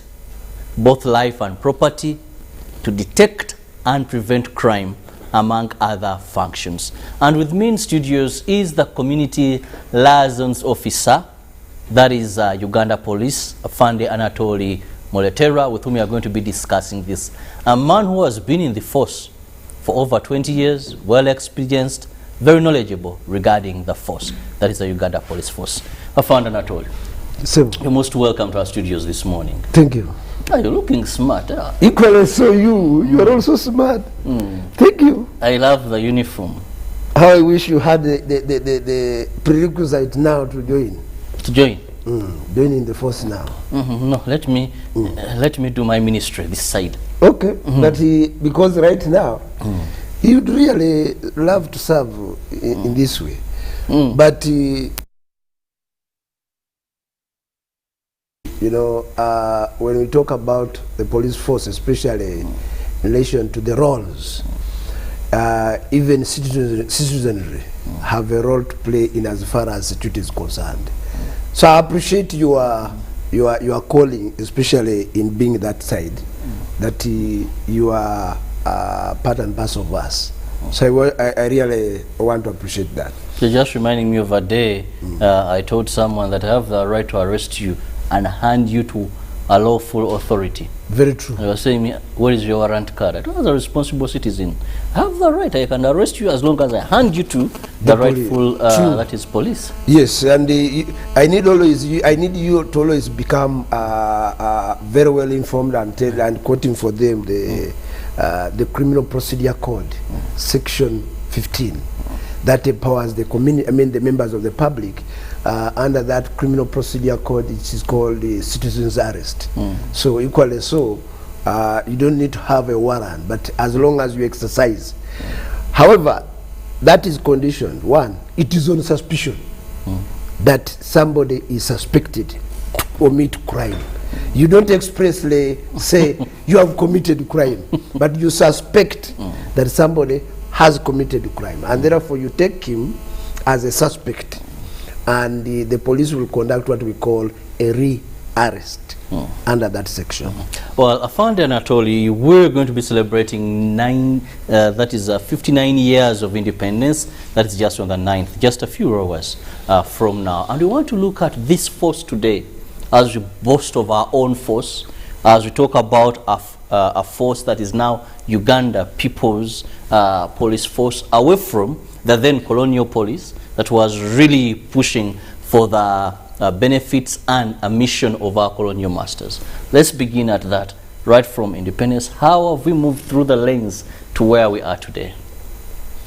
Good morning, our esteemed viewers, and good morning to you, Robert. You know, you began by confusing me. I did not express even greetings to you. I'm trying to rehearse my interrogation. No, that is not African. You know, in Africa, we're not like these other people who begin saying, hi, hi, hi, hi. No. For us as Africans, we endear our members by greeting. So good morning, our esteemed viewers, all of you who are there. Either you are directly on the screen or on this social media, and so on and so forth. Your being there cannot be taken for granted. It means there is really a reason why you need to follow up such a program. So I want to appreciate you for that. And I want also to appreciate the management of UBC for always giving in a slot of your endeared time, and therefore desiring to provide us an avenue of informing the public on some of these topical issues. And to you, Robert, thank you very much for always calling me. And I cannot forget my friends who are in the engineering department, who always recast this program to ensure that really it is up to date to the fashions it is required to be. So coming to your topic, our journey of policing, especially in the post-independent Uganda, how has been the journey? It has been a terrific journey, challenging, with opportunities, but definitely with forward strides, as I would be able to say. Suffice to say, let me take you a bit back. The inception of police, whereas we are celebrating 59 years of independence, the police is celebrating close to 110 years of existence, because the police was established here around 1899, but formally on 25th February 1906. So you can now be able to calculate the number of years. And whereas it was introduced at that time, or established at that time, it remained the Uganda Protectorate Constabulary Police up to, and at that time when we received independence, the police had what I could say a semblance of a police which was meant to serve the community. And I will qualify that. Because from that time, from the time of inception, or the time of introduction, or the time of establishment, up to the time when we received independence, the police had attributes similar to the colonial masters. Some of those attributes, one, was that the police was only and only meant to carry out its duties when there was need. That is to say, by reacting. And that's what they call enforcement of the law. Through reacting, they would either go for investigations, arrest, detention. And so that one took up the other side of being called enforcing of the law. And also coerciveness. The issue of coerciveness, yes. So that really, that is one. Two, the police lived in barracks. Three, the police, after living in barracks, only left the barracks coming to office, then from office to the barracks. And that's why they had even classes of socialization. officers' mess, the cafeteria for other ranks, and all of those. Therefore, it meant that you would only be able to associate to your own class. And therefore, this caused a very, very big gap between the policed and the institution that was policing, between the duty bearers and the service consumers. So this now meant that even after independence, there was little effort of the post-independent government then to realign the role of the police in as far as people's expectations and aspirations were concerned. And suffice me to say that from independence up to now, we have had two types of police. This is my own view. Two types of police. One, the first police, the independent police, which still had the aspiration, which was still in the footsteps of the colonial masters. And therefore, their actions were purely depicting what they inherited. The harshness. That is it. Even in the mode of, it's not only the harshness, we go to even the mode of recruitment. The mode of recruitment was that you had to be very gigantic, very tall, very black, fierce appear, fierce looking. And therefore, it also meant that the first... So certain heights were not part of the police. Another thing, you and me would not even desire No, I'm saying certain heights. Not about, certain heights. Okay. I know why you want to protect that. So, thank you. Besides, it was also a preserve for certain regions. Yes. Because it is under that region that... Well, we see those massicular... Yes. Then, the issue of it being nationalistic, it being educated and productive, those are issues that I'll be able to hint on later on. But that is one. Even the level of education for those who joined at that time was not a prerequisite as per se. So, when that was done, there was a very big discrepancy between the community and the police. And that's the reason why, even up to today, we still maintain a colonial hangover, where people have not yet come to terms to appreciate that the police is their own. Now, before we go any further, when we look at this police just after independence and before independence, one of the things was police was isolated from the people. They had their own life in the barracks. Whenever they would come out, to mean it is enforcement, and the law was respected to the latter. Today, Anatoly, as we mark 59 years of independence, police has done its best. I know there's still room, but to socialize, to be more pro-people. But at the end of the day, we've seen, I don't want to use the word, I think familiarity is it. We've seen where there's so much mingling together that resulted into corruption. By then, you would see a stranger. Issues of corruption would be nowhere. Today, you live in communities, buy at the same shops, more or less the same people. Don't you think this has had an impact? Why we are seeing many reports always ranking police as top on the table in terms of corruption? I will come to that. That's a very pertinent issue in as far as our discussion is concerned. And that's very good for our listeners and viewers to get the side of it.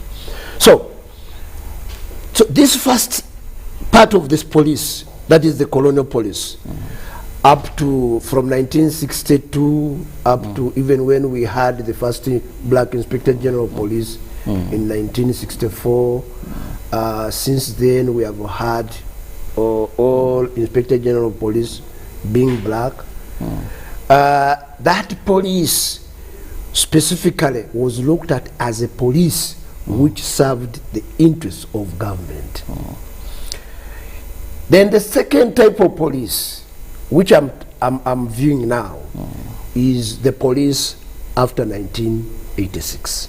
That is the NRM rule come under the Waziri Yoweri Kaguta Museveni. Yes, the protracted war which ushered in the NRM government, and under the principle of fundamental change, which change desired to ensure that the perception and the ideology, especially the ideology of the forces, was not that of alienation from the community, but rather being close to the community in ensuring that we are able to bridge the gap. Now, I want to inform you that before the NRM took over power, the police was a ragtag force whose image and impressions, just because people don't read the books, but you go to the annals of police history, you'll find that the question you are asking me about corruption was even an endemic and systematic issue that was just always covered, because where would you go to complain? Whom would you go to complain to? How would you even dare to take up Mleterwa and even engage Mleterwa, a policeman per se? You would not. But because of the fundamental change that was designed by the NRM government, we see a new dawn of policing in Uganda. And in this new dawn of policing in Uganda, we see the role of the Uganda Police Force being transformed from rather being reactive to proactive. And this is where now both the philosophy and the strategy of policing has changed. Two, that even the capabilities of the force, the manpower strength of the force changes. Maybe, why am I saying there's been a fundamental change in the force? You must realize that at that time, before 1986, the police, like I've said, would not leave the police station, would not leave the barracks. And they were, there was even a nickname of their vehicles, Kadenge. That whenever you would see Kadenge, it's trouble. Yeah, there was always trouble. But here is a situation that, as a result of this fundamental change, the roles of the Uganda Police Force, especially as we have even reflected on in your preamble, was among others to cooperate with the other security agencies, the local leaders, and population generally in fulfilling our role. Because how do I say that I'm protecting your life and property without knowing you? How do I say that I am maintaining land order without endearing and working up together with you? How do I say I am going to prevent crime and detect crime without working together with you? So this has been now the new philosophy in the policing, and that is now why more emphasis is on more connection, more interaction, more proactiveness, more collaborative engagement in order to ensure that we are able to support each other in fulfilling our mandate. Founder, with that very rich background that you've given us, of course, how police has evolved over time from that was respecting and maybe dancing to the gallery or the tune of our colonial masters, that was more coercive, now to a pro-people force. I think this is where I want to begin from. When you talk about the element of pro-people, the element of being more of a preventative, engaging the masses, rebranding, I want to call it. That's many old people today will tell you the Kadenge issue. And for us, our generation, we will tell you, police is just, you can walk, you can associate. So that rebranding is very good and positive. But let's look at the negativity that has come as a result of this, or some of the challenges of the force, even at this time when we mark 59 years of independence. One has been the element of corruption. That yes, it is pro-people. Yes, it has more resources.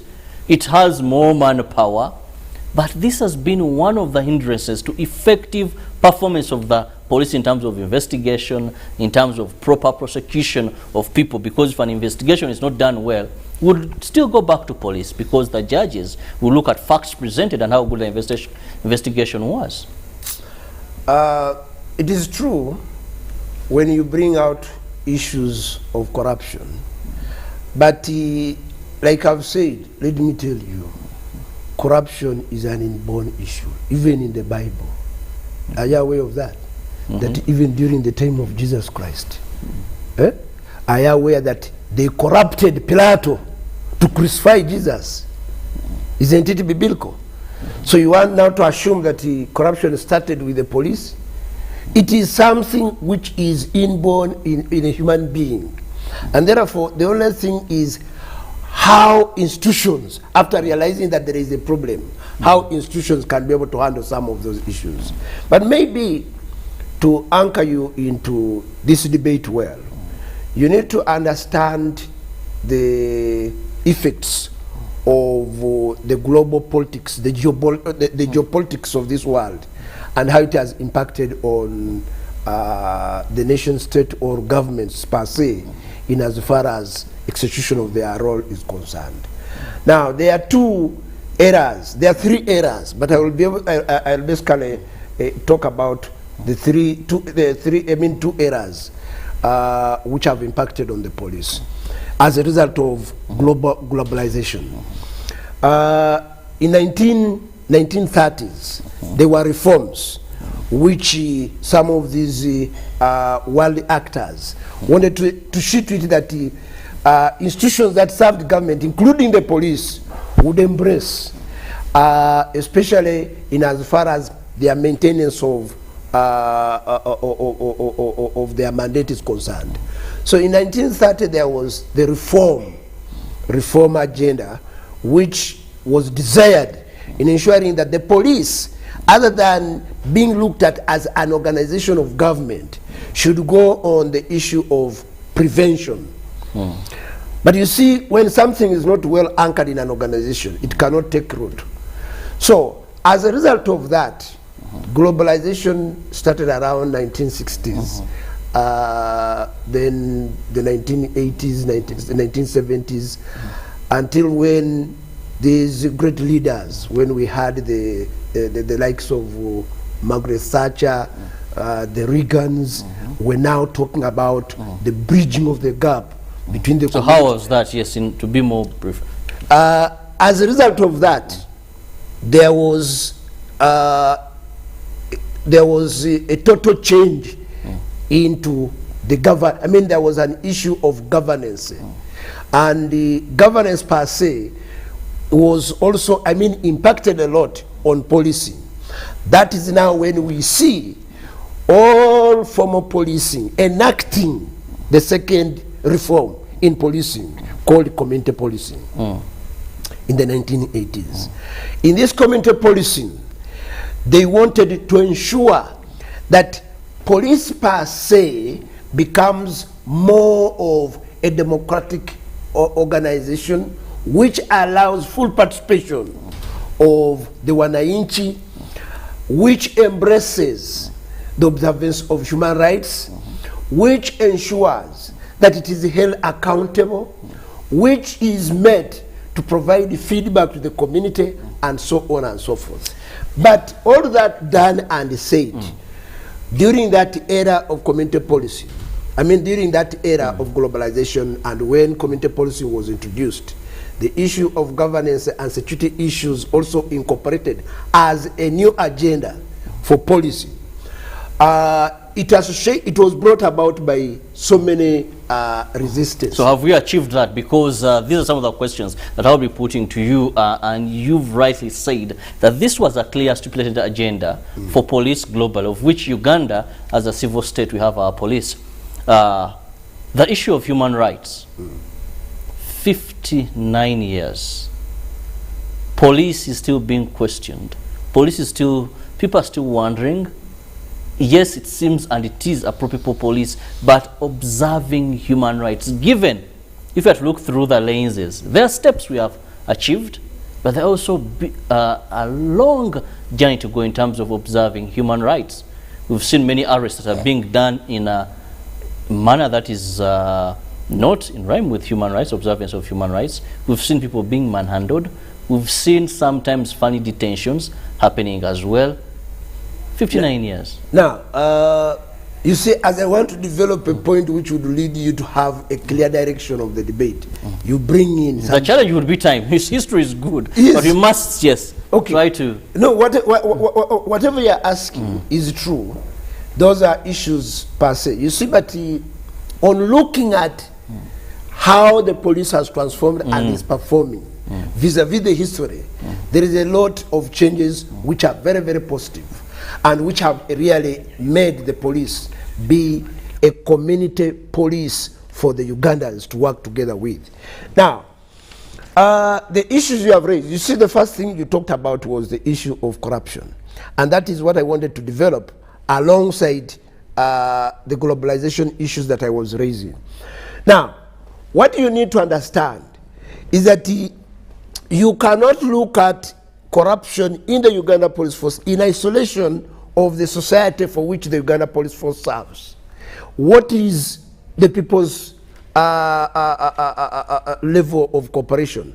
What is people's input in as far as these issues are concerned?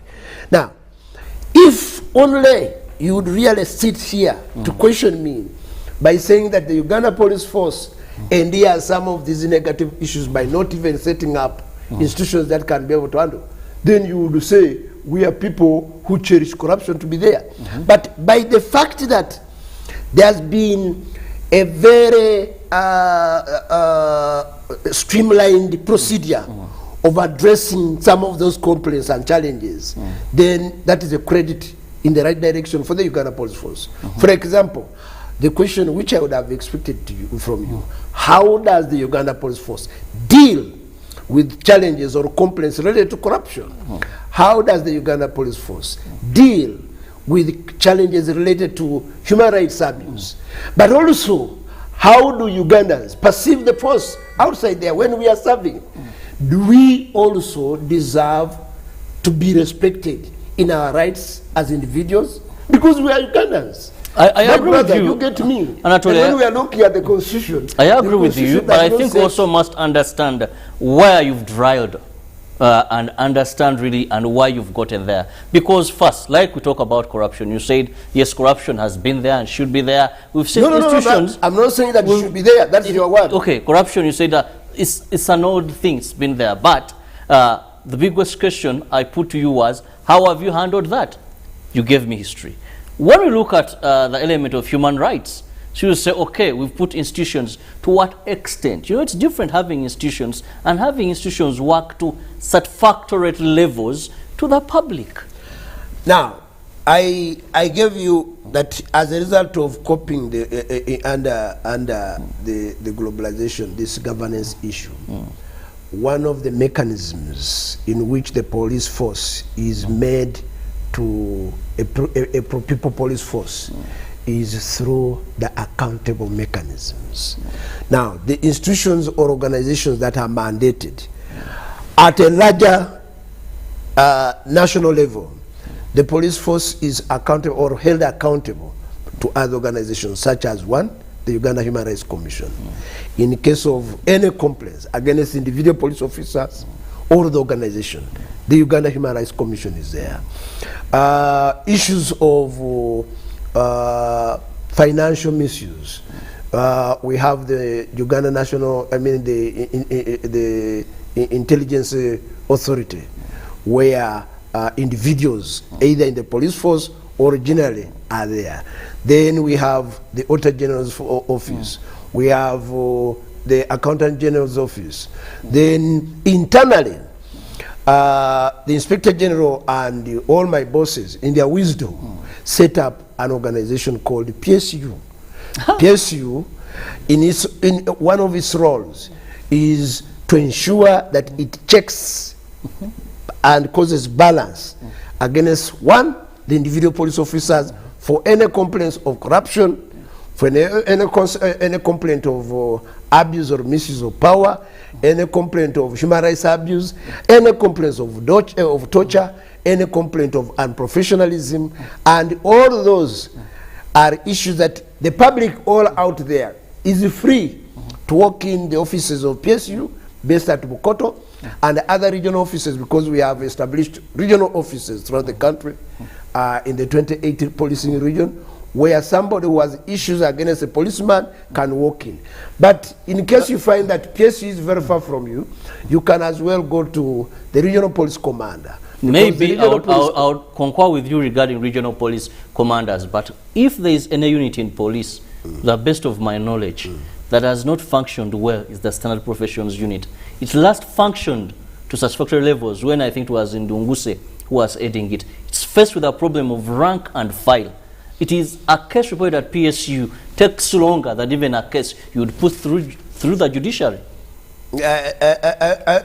My brother Robert, I would not want you to bias the public about. No, I'm speaking facts, and maybe that is your opinion. But I have received also other people. If today any responsible Ugandan walked to Bukoto, where the headquarters are, reported a case where there is issues of rank and file, you understand, it would take ages. A person would have taken that through formal courts, would succeed and get a ruling of victory or any punishment conducted, but not PSU. But one thing I need to appreciate from you is that these are mechanisms that the Uganda Police Force has enacted by putting in those. Maybe those are internal issues that we need to address, but PSU is there and is effective. To an extent, those issues may be there, but its mandate is well done.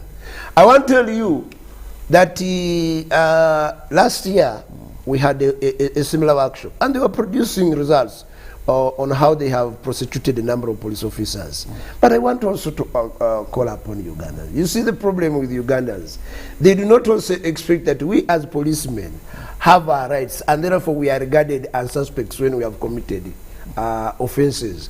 For them, they want to see that when you are a policeman and you are regarded, I mean you are said you have been killed, do you want a conviction against you there and then? No, no, no, no, no, no. We also go through the due process like any other person to enjoy his or her rights as enshrined in the law. So, to you, I want also to call upon you, in observance of the rule of law, give us a benefit of doubt to ensure that as we execute our mandate, we can be held accountable as individuals.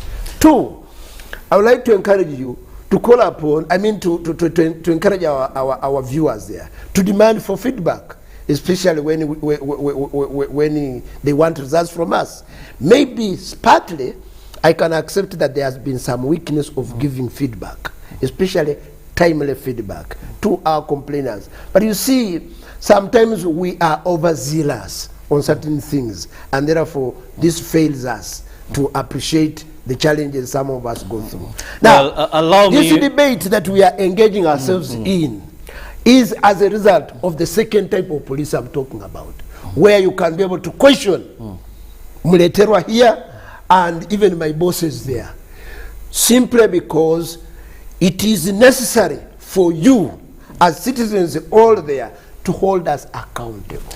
Let me first remind my viewers, Anatoly, that you can be part of this discussion by simply going to your phone or wherever you are, and you can access the internet. And of course, we need your comments. That is on the police at 59 years of independence. When you look through the lens, is it a pro-people police? Have we achieved the intentions of having a pro-people police? Or are we still actually independent but with the colonial nature of police? So we need your views on that, and that's the number 0709602592. And that brings me to the question, public perception of police. Before independence, you rightly put it clear that it was a colonial police. It was all about coerciveness. It was all about strangers coming in community just to enforce the law. As we mark 59 years of independence, there has been this belief that police, the Uganda police force, has moved from being nationalistic to maybe more of a state mechanism that aims to protect the party and authorities in power than the interest of Ugandans first. One, The creation of the Uganda Police Force that I'm talking about is in the Constitution of the Republic of Uganda as amended in 1995, especially in Article 211. That states that there shall be a Uganda Police Force. We shall be nationalistic, patriotic, productive, and even educated. Now, when you say so, I may not really appreciate your basis of that kind of argument. Because let me just give you an example. Let me just give you an example to remind what I'm talking about. We remember when we had campaigns, Anatoly. Remember how the images that maybe at one side of yellow, people would carry out their campaigns, at the side of red or blue or anything. There have been incidents that have a political lineage where the police has been seen maybe as biased. Good, you're here to explain and clear some of these things, and maybe sidelining one side and being used for political interests more than state and nationalistic in character. I grew up in an extended family, and in that extended family, I lost my aunt. But during that period of time, my aunt left children, and my mother, who is still living, whom I really owe a lot, exercised her ability of ensuring that she provides love for all of us equally, irrespective of we who are directly her children and those of us, her late sister. But at many times, there was always a grudge amongst my nephews, complaining that our mother was biased against them. Now, surely we have that kind of scenario where people always don't want to look at their own shortcomings, but would always want to project their failures on other people. Two, you know, in Africa, it is always believed that people don't die, but they are bewitched. Did you know that? Even we say you want to go to heaven, you don't want even to appreciate that before you go to heaven, you must die. They will always say you are bewitched. So what am I trying to say in this regard? That always people want to look at others to justify their own weaknesses. The Uganda Police per se is a nationalistic organization. And I would not want really to begin apportioning that there is a police force for NRM, there is a police force for FDC. The police force is the Uganda Police Force. And that being the name of the Uganda Police Force, our basis of functions is to serve each and every one of you. By being nationalistic, I serve my country's interests above self. And that's why, let me tell you, I come from Eastern Uganda, but I've moved through the country without necessarily sticking myself, say, I'm going to my home area to work there. So, this kind of tendency and insinuations are issues of trying to undermine and rail the organization's aspirations of serving Ugandans. But I want to use this opportunity to rally behind everyone and call upon you. Please, the police force is your force. And that's why it is called the Uganda Police Force.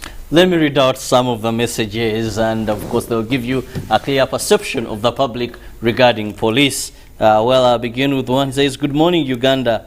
There seems less achievements in terms of human rights violation. The police is less observing this due to their brutality. I didn't get the name. I think you should, let's first have an answer for that. Yes. One, as a result of realizing that they are, by the way, let me even tell you something which I had omitted.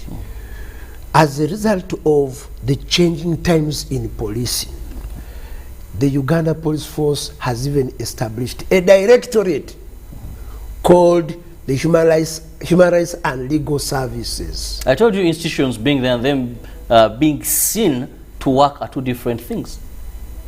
That is what I hear from you. But what we've had a lot of institutions in Uganda regarding corruption. There are so many. Have we had? No. Let me not talk for other institutions. We've had the police. You've just talked about the professional science unit. Yes. And I've told you that is a white elephant. No. So let me tell you, Brother Robert, the Human Rights and Legal Services is a very vibrant organization.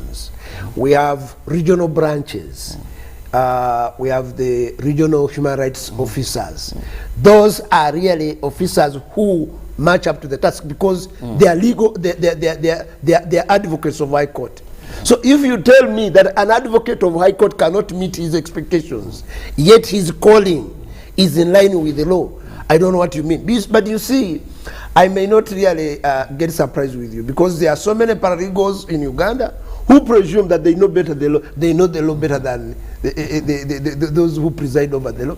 But what I want to assure you is that our Directorate of Human Rights is a very, very vibrant unit and takes up all issues related to that. Now, what the caller has tried to say that there's been, to an extent maybe, but I want to tell you that as a result, we have done a lot in ensuring that we achieve this. One, raising awareness that when you commit any human rights abuse, you are held accountable. Two, undertaking concise training, both at our initial training courses and even post-initial training courses. Three, induction courses, being done that. And four, even in the enforcement of the law. But I don't know why you have not even come up to copy. I mean to remind our listeners that we have had so many policemen who have been held accountable when found guilty for that. We have them. Well, so who holds them? A force of about 46,000. Yes. I won't look at percentages of those that have been brought to book. But let me read more of the messages coming in. Good morning, I'm Andrew Muwoda from Nakawa. Thanks a lot to Afande Anatoli Muletera. Keep educating Ugandans about the law. Okay, thank you, Andrew. Then we have good morning UBC. I'm Kakembo Abaka Namasuba. Since I was born, the police posts have seen how corrupt what Afande. Okay, how corrupt what Afande is saying that corruption has been there is something they should check. Still another message coming in. Okay, that is. I am happy with the police work. Thieves have dramatically reduced in Kisasi. There is a lot of peace. Thanks for your great efforts to make Uganda a great place to live. Please, you didn't give me your name, but received the message. Then good morning, moderator, and good morning, listeners. Thank you for bringing the gentleman to the studio. I wonder when these leaders you bring to the studios will come to accept their wrongs causing during elections. This was manifested that it is a regime police given orders that are contrary to the law and they followed them. That is Dennis K. Well, the messages are coming in very fast. Let me try to check a few here. That is Andrew. Okay, good morning, I'm Andrew Mwada. Thank you, Andrew. Let's look at somebody else's. Then, okay, thanks for Independence Talk you're holding. I'm on Good Morning Uganda. Okay, this one's appreciating the program. But let's first look at some of the messages that are coming in. Yeah. One is the concern of, okay, there's someone appreciating Chisasi, crime has reduced. Corruption, there's also a message of militarization of the police, where they believe that police now is failing and everything that they thought police would handle, we see the military handling this.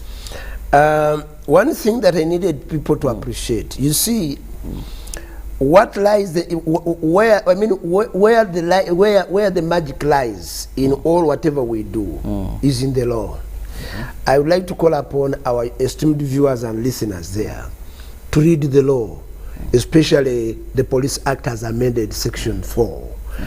The Police Act as amended Section 4 talks about, among other roles, leave alone the preservation of life and property, maintenance of, but also goes ahead the observance of the individual rights. So it is incumbent upon the police to ensure that each and every one of us enjoys his or her rights, but at the same time, while you are enjoying your rights, you do not go overboard. Now, that is one. Two, he has talked about the military role. This is also in the Police Act, Section 4 of that Police Act, among other roles, that the Uganda police force shall perform all other military duties. So, why? Because you see, from the time of inception of the police, crime has become very, very sophisticated, especially where we now have even criminal gang groups. You see, in the inception of the police, we had individuals, these snatchers, ordinary petty thieves, but now we have sophisticated criminal gang groups that have now moved in with very sophisticated tools, especially arms and ammunition. So if really the people you are going to fight or the criminals you are going to fight are more sophisticated than you and even more equipped than you, so will you really meet to the task? So that's the reason why the police force has now also been trained militarily to fight against terrorists, armed robberies, murderers, to mention but a few. And also the sophisticated crime like money laundering. We are now moving on to issues of human trafficking, which is again becoming very, very, very sophisticated and very complicated. Let me first remind our viewers on YouTube that you can go to the comment section, and that is where you'll be able to send in your comments to the topic of discussion. If you're on YouTube, please do that. We'll be reading them out, and Afanda Anatoli will be responding to that. But there's also a very interesting message here, still regarding militarization. He says that we think police should pack their bags and go, because even the slightest enforcement, it's being done by the military and not police. One, it is not a crime for the military to join us. It is even legal. For example, in the Constitution, Article 212D, we are enjoying together. Two, the section I'm talking about of the police force is also enjoins us together. But what we need to know is that it is the mantle of the police.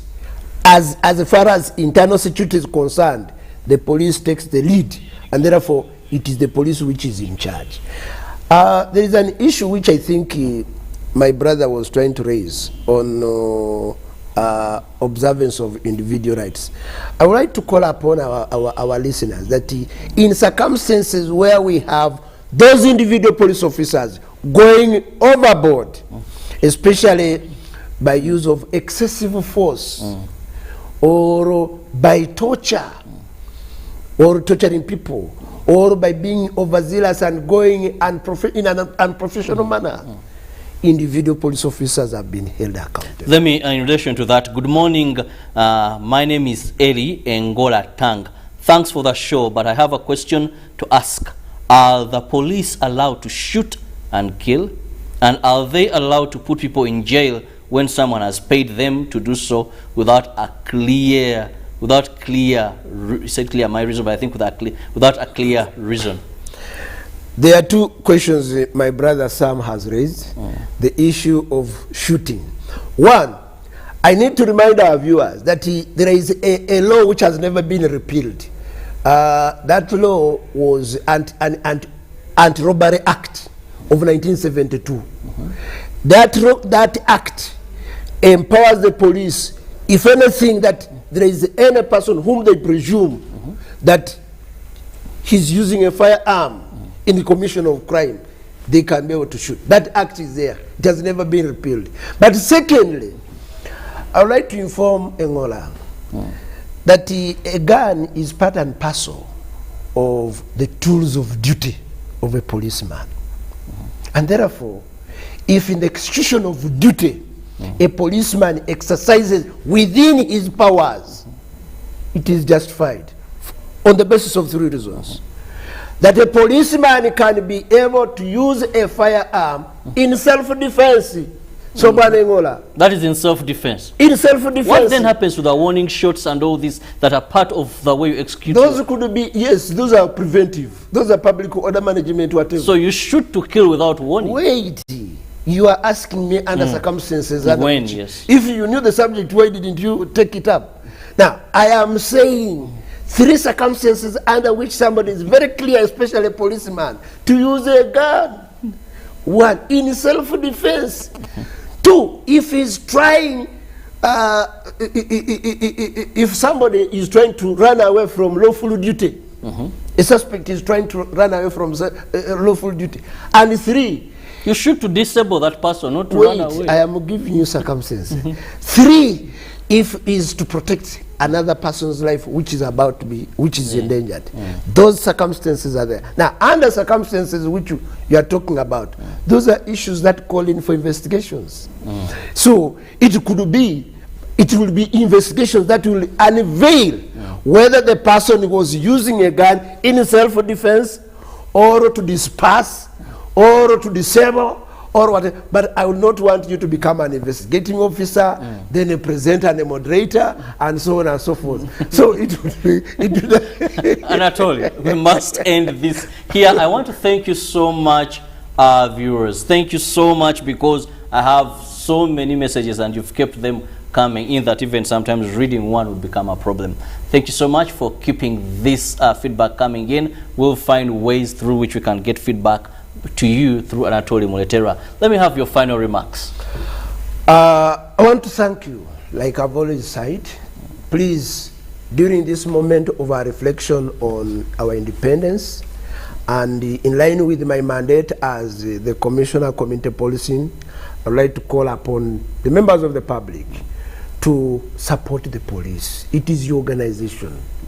Two, there could be mistakes that are committed by the individuals, but that is your organization. Let's stand together to correct some of those mistakes that are done by individuals. After all, the police that you need to police you must be built by you. And that is the reason why your contribution in as far as this is concerned is very important. Three, and most important, is that there has been a very long journey from independence up to now, especially in 2014 when we're celebrating our police existence, when His Excellency, the President of the Republic of Uganda, His Excellency Yoweri Kaguta Museveni, was launching officially community policing as our way to go. Want to call upon the members of the public to be our partners, to be our eyes and ears on the ground, and ensure that we can be able to take this Uganda far away. Otherwise, we are very committed with the open hand, especially through the Department of Community Policing, desiring to work with each and every one of you in order to ensure that we promote and secure Uganda together. On the vision of Uganda, you know, we have now enacted a new vision, and this vision says a professional and people-centered police for a safe and secure Uganda. This cannot be achieved by the police alone, but can be achieved through our partnership with you.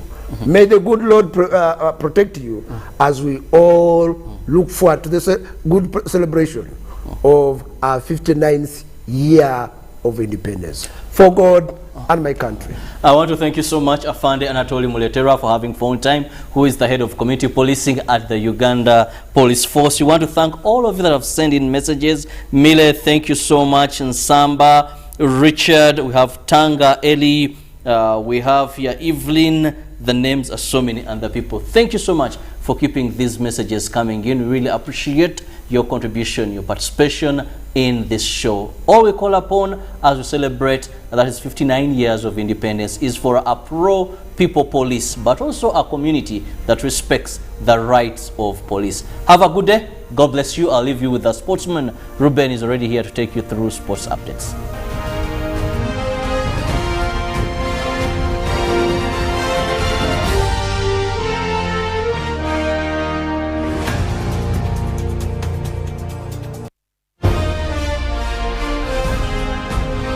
The Uganda Cranes national football team continue their bid to qualify for the much-anticipated World Cup in Qatar 2022 with a game against Rwanda. I encourage all Ugandans to watch our game versus Rwanda. Of course, it's a regional derby. It's going to be tough, but it's about preparations and who wants it more. The training is very good. We are very prepared. We're ready to go on Thursday and pick the 3 points in Kigali, Rwanda. Fans, support us. Support our boys from the comfort of your home with friends and family as Uganda takes on Rwanda on the 10th of October at St. Mary's Chitende Stadium starting 4 p.m. Uganda Cranes Paka Qatar with Airtel, the official sponsor of the Uganda Cranes football team. A derby is a game between local teams in the same geographical location and even share the same borders. In a football derby, tempers player and emotions tend to be overheated. And as for Uganda versus Rwanda game, it is an East African derby that brings Kigali and Kampala to a standstill.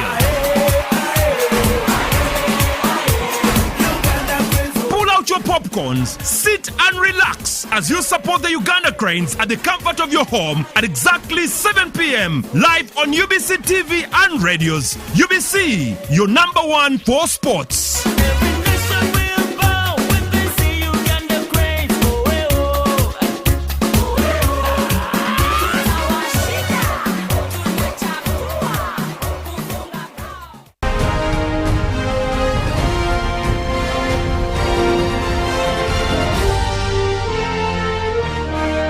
Brought to you by GoTV Valley. For just 25,000 shillings, enjoy the world's biggest leagues and cap competitions. GoTV Uganda, love it.